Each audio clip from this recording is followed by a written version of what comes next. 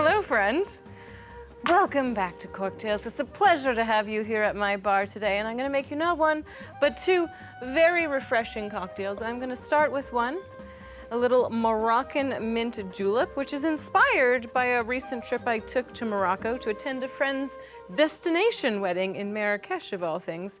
And on that trip, I learned the hard way that getting naked with strangers, it seems like it would be just really fun all the time, but it turns out that it's very context dependent, my friends. Like, you know, getting deloused after entering prison, not as fun.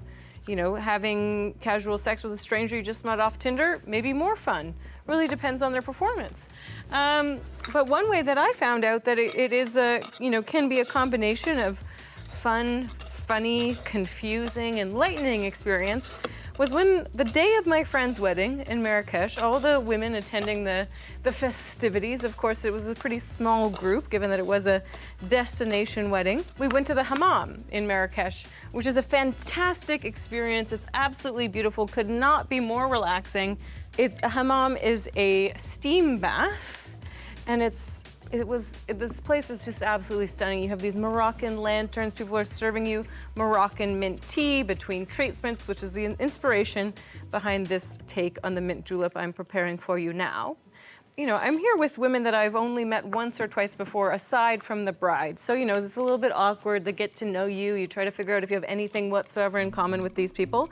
I found out that I have cup size in common with another wedding guest after entering the hammam and, you know, being told that this was an experience we'd have to participate in largely naked, although I was relieved to learn that I'd be able to leave my bikini bottoms on. You know, I don't know what the grooming situation was at that particular day, but I didn't want to take a gamble of exposing myself to this near stranger.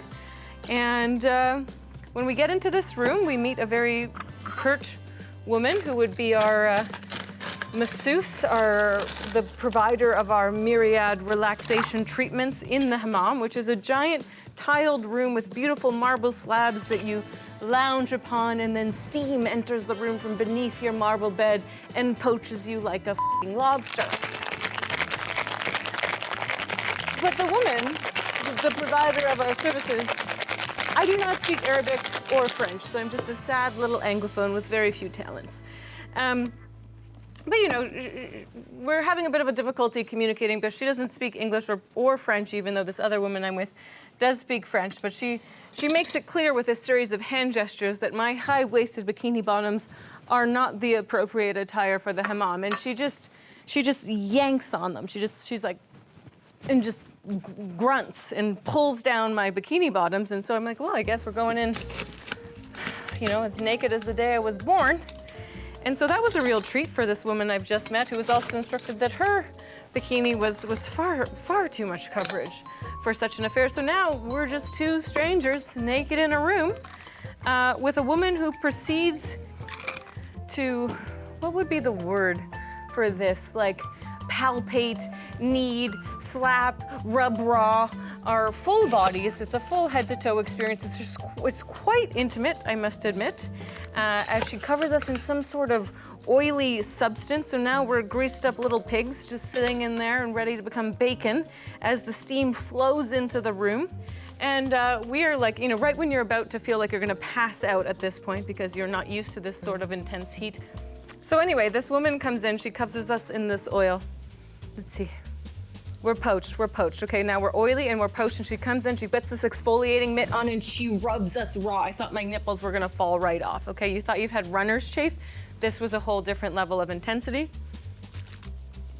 And then we're forced to poach once more. My insides are cooking at this point. I'm wondering when I'm gonna be like blanched in an ice bath so I don't become an absolute little fried chicken that I am, that I could be. So then she comes back, and then she gets a bucket of water, this woman, and she just throws the cold bucket of water on us. So I imagine this is very much like a kind of prison-like experience, except in the most beautiful surrounds you could possibly imagine. Again, with a naked stranger in the room, just for your own personal enjoyment. And yeah, she just gives us a little splash of the cold water and then throws us under the shower and roughly massages our hair and head. I mean, I'm making it sound bad. It was very deeply entertaining. Yeah, so she absolutely rubbed us raw and greased us up and slathered us down. It was a very interesting experience, and we laughed very heartily about it afterward. I will say, though, in spite of the rough hand and the very intense heat in the room and the unforeseen nudity that was required, I have never looked more glowy. Those photos from that wedding, I am a f***ing goddess. I am a work of art, okay? I'm ready. Paint me like one of your French girls. That was really the vibe. So, I mean, nothing bad to say about the experience on the whole. Now I'm making us a little Southside cocktail. This is a classic gin sour. We've got 2 parts spirit, 1 part sweet, 1 part sour. You saw the sour is the lemon, the sweet is our simple syrup.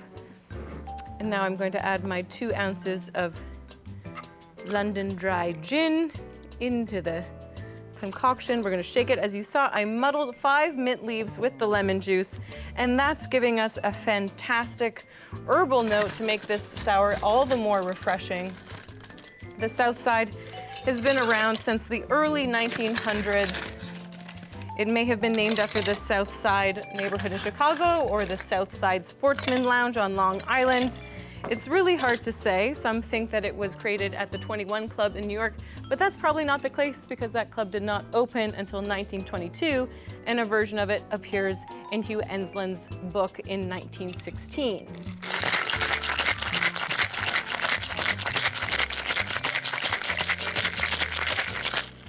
We need our chilled coupe in here.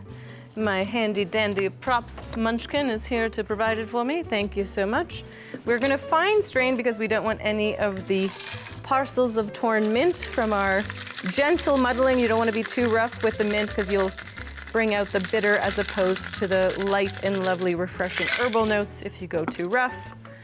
We will once again garnish with just a single mint leaf. This one is enormous. That's okay. And we just put that right in there. This mint is absolutely gigantic, but cheers. Let's taste the Southside.